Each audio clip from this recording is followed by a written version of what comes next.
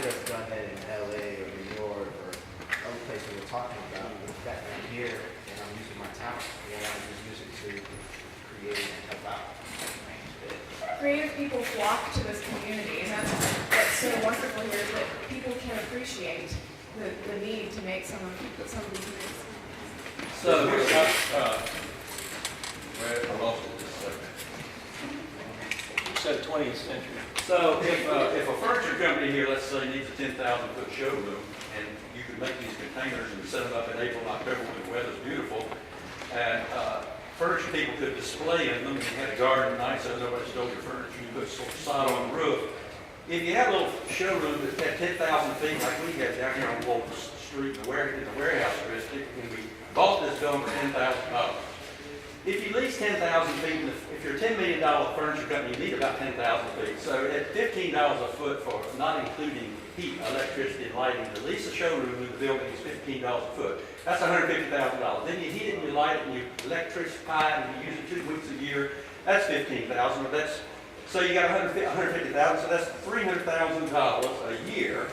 Now, if a company does $10 million a year and they net 5%, they're going to make $500,000. Their showroom cost equals their profit. So the problem is, in guerrilla warfare, if you had these things, the buildings would raise Cain. But the truth is, small manufacturers can't come here, or even internationally, because the cost is too high. Share the building. Yeah. I mean, share it. Let the market use it during markets. That's perfect. Then we don't have an enemy in the market. We have a friend in the market. Excellent. I mean, that's the best solution I've heard in this entire program.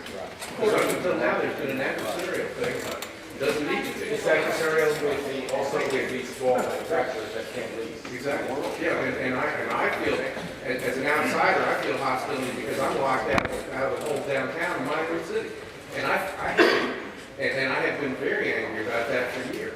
Because I feel like that nice little fence around High Point University should be around downtown High Point. On my blog at one time, I took it down because I didn't want to offend some people. But at one point, I had photoshopped the gate for High Point University with the welcome to High Point sign with a backdrop of High Point, downtown High Point, and said, keep out, open to the members of the trade only, because that's the way High Point is. And that if we can make friends with the furniture industry. Actually, it looks like, you know what that involves? That's actually guerrilla.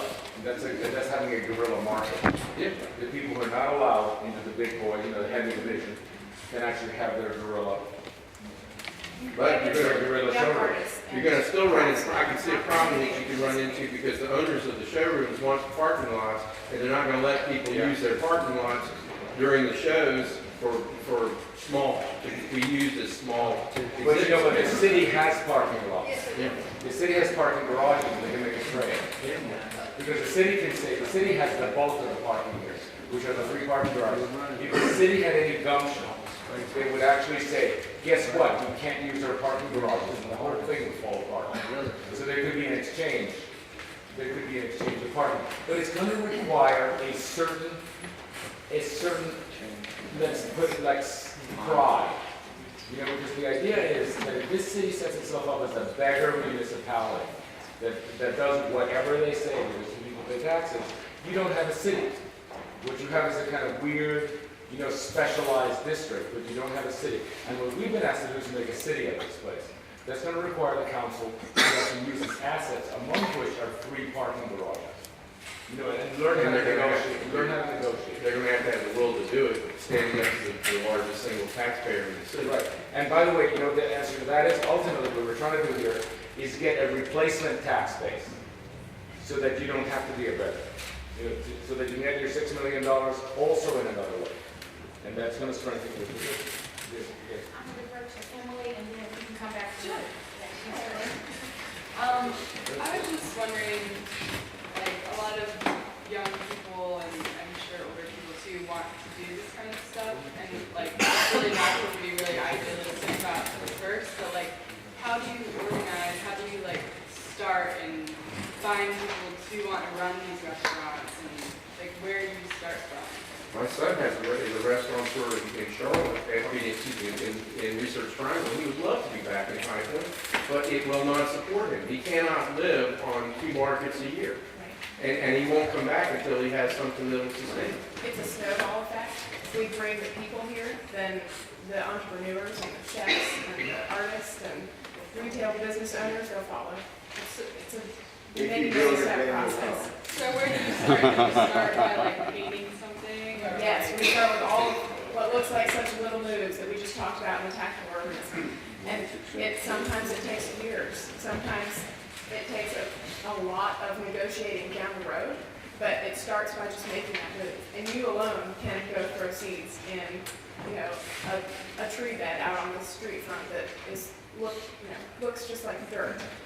You can make that move yourself, and so can anyone else. So that's why we're talking about Roxman Studios is a different part of this process than we are.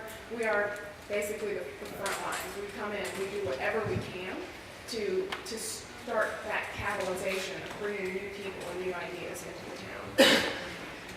One of the things that I wanted to add, I hear the artists, and as the president of the High Point Art Guild, it's really challenging to dispel the myth of starving artists. They're constantly being approached to donate their time, donate an art, donate this, and they're not getting paid, so they're running into this starving artist. And the local support.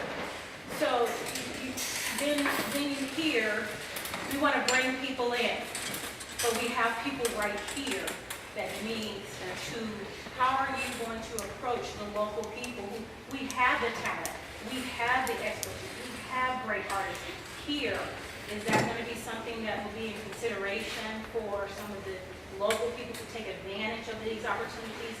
Our local students from GTCC, Loyola University, and High Point View, and all of those, is that going to be a part of the approach to pull in the locals?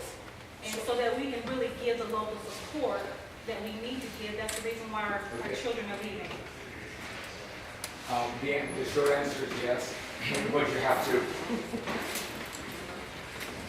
I don't know how to put it, but you have to participate. You've got to be here, and you've got to push and push and push and push because, we have a role. This is the guerrilla urbanist, then there's Boxman, then there's the real developer. We're actually before these people. We're actually clearing the deck with codes and pushing back on bureaucracy to happen. But after all this is done, you've got to get the artists to come in and have it. And actually, and I have to say this, they have to have art that somebody wants to buy. Okay, because one of the ultimate problems with the artists, the starving artists, half of them is because there's no place for them. Half of them is that they actually don't do anything anybody wants to buy. Okay, I'm sorry, but it has to be said. And, it's true. I think one of the breaks here is if we could actually get the artists to start working with the furniture makers and make useful art. Like chairs and tables that many more people without a lot of discretionary income would want to buy.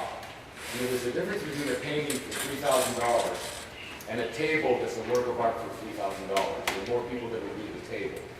And that's where I see the hybrid. When you say, I'm an artist of High Point, I would say an artist of High Point is one that really is of High Point in the sense that they're grafting on the tradition of craftsmanship. Because I can find a painter anywhere, but I can only find a great, great artist woodworker here. And so I would have to emphasize that. In other words, I can't create the market for popular art. I can create the place where they can try to sell it, but there also has to be a buyer. I don't know why that's so hard to understand. That's not hard to understand. We have some phenomenal artists that, just what you just said, but we do not get the support. You can bring somebody in from New York that will do less in quality, and they will buy that. Right. And so, Okay. we're trying to figure that out. Right. Thank you. We'll try to figure out with you. And one of the other things to clarify, when we say bring people in, is we want to bring the patrons in. So just like if your son, if the patrons were here, maybe he could open a restaurant that was open full time and be at home. That's the same idea with artists and any other trade or service that's offered in town. The more the town offers, the more patrons will come from other places to participate in what you already have to offer.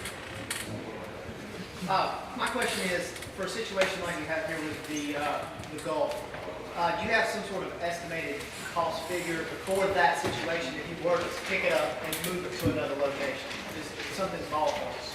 That's a hard thing to do in the setting for a couple reasons. So, yes, we have the figures and we're working on them specifically for High Point right now. There are some rules that we don't get around that we have to apply in different places. That's one significant factor. The other is, this is next to one of the country's largest ports. Containers sit there just waiting to be used. You can pick them up for nothing. So we can still pick them up for nothing, but we have to get them shipped. So that's another cost factor depending on the scale of the project we're looking at. We have to make sure that we can actually get the materials where we need them. So, not to evade your question, but that's one of the things we're working One on of the this things week you are is to working get on. detailed costs. But this is one of the big trucking centers of America. Right. There's somewhere around It's here. 3.5 hours for the huge. I was riding around. We have ports in North Carolina too. We have a deep water port in North Carolina and we can get containers. This is container central and pallet central. These good things for the budget. Thank you. Okay, I have one little thing. Somebody somewhere was trying to make a place to store furniture on a parking lot. And the planning department said that they had to not only get a permit for that, but they had to have a footing. They had to create a footing in their parking lot. To which I said, if there can be a truck with a container on it in the parking lot, why don't we permit it as a truck and just remove the truck? Do you see what I'm saying? Like parking lots are designed, what's absolutely essential here is to understand that these are going to be bolted onto the infrastructure you have with your parking lots. They're not going to be bolted onto real footings as if they were buildings. It has to be, we're working with what we have. And by the way, the parking lots, at least some of them, are exceptionally well compacted. And the footing, all it does is that it gives you an interim to the compaction. You have the compaction. And that's, for example, that's just kindergarten. These are not buildings, we're not pouring footings, periods. That's just to be understood. But we already have a little experience of somebody trying to do an uninhabitable structure. I believe it's at the museum or theater that needs to have footings. So anyway, but I think those days are over. Isn't enough time. How many of you guys were involved with Home Furnishings Festival? Remember that? Anybody here? Charlie was. I was involved with that a little bit. The Home Furnishings. We had a North Carolina Home. Yeah, that's what happened. The North Carolina Home Furnishings Festival we had here. And the lady put on the barbecue festival. They invited her. She came and had an idea that we would have this Home Furnishings Festival. Oh, this was 15 years ago. That was on National Block before anything was built. Anyway, we had a North Carolina Home Furnishings Festival. I made all the rocking chairs. I actually sold all the hats and t-shirts. I don't do that, but I sold those. I made rocking chairs for the event, and it lasted 3 years. But what I'm saying is that if you had, nobody knew what to do at a National Home Furnishings Festival. No, but stick to containers. Okay, container. What I'm saying is a container about is that if you had a furniture festival where you bought containers in, and everybody set a great big sale, 50% off, 75% off. Now, certain Virgin Land South would not like this, but the fact is, you bring all these people here and have this great furniture sale, you would have people from all over the country. So why do they have a say? Pardon me? They may not like it, but do they have a say? They do not have to say that. You can do it in private parking lots. Yeah, I mean, but if that's what we should have done with the North Carolina Home Furnishings Festival, which lasted 3 years, $40,000. The ideas that I think are coming up here is that there's the cafe, which I think are desperately necessary just for people here at all times, but also who are here during the festival. And then these are a series of additional ideas that I think are exceptionally good. And perhaps Courtney can actually design not just different forms, but say, this is the kit for that. And this is the kit for that, the kit of parts. And then what we'll do is find a parking lot that the big company, that doesn't have access to it. Say, on that one is where we're going to have this furniture sale of yours. Right, for instance, So we all work together. are you familiar with Maker Fair? Yeah. Make Magazine is one of the most successful magazines in America. My friend calls it's the 21st century popular mechanics. It started in San Francisco, the first maker fair that they had. The maker fair was all these geeks get together, and they had the fair. The first maker fair in San Francisco, 20,000 people showed up. Wow. The next one, 40,000 people showed up. Now 100,000 people show up at these maker fairs. They have them all over the country. They have one in Austin, Texas. They have one in New York. Why isn't there one here? There's Well, one we- in the they- I've tried to- triangle. God, There's one in Raleigh. They're running Raleigh, yes. It's triangle, it's coming up, it's either May or June. Right, but anyway, the Maker Fair, we tried to do it. The guy who was in Winston-Salem, the editor of Maker magazine was in Winston-Salem, and I tried to get people to show place. I couldn't get anybody to call me back, so I said, forget it, nothing. Well, you know, we have one of the things that we have here is a shopping mall. And that shopping mall owned by a very agile university. You know, they can actually decide like that, to do something like that. Well, With beautiful parking Right, lots. that's Exact program.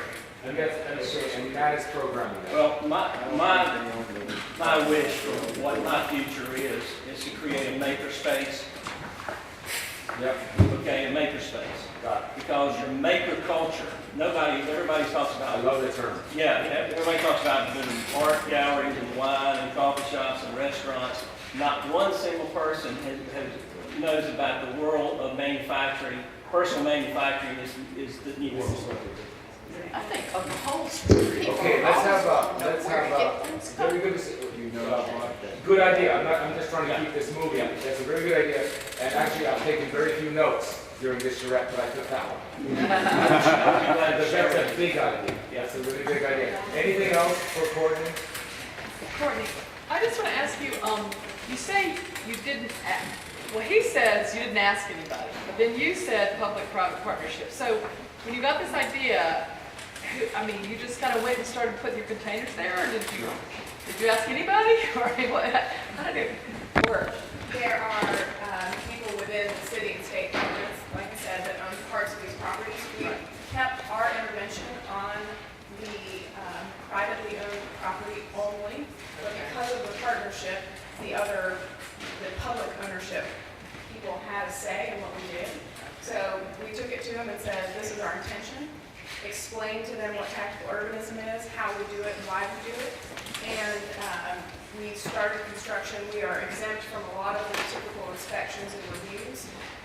So we didn't really ask. We told them what we planned to do.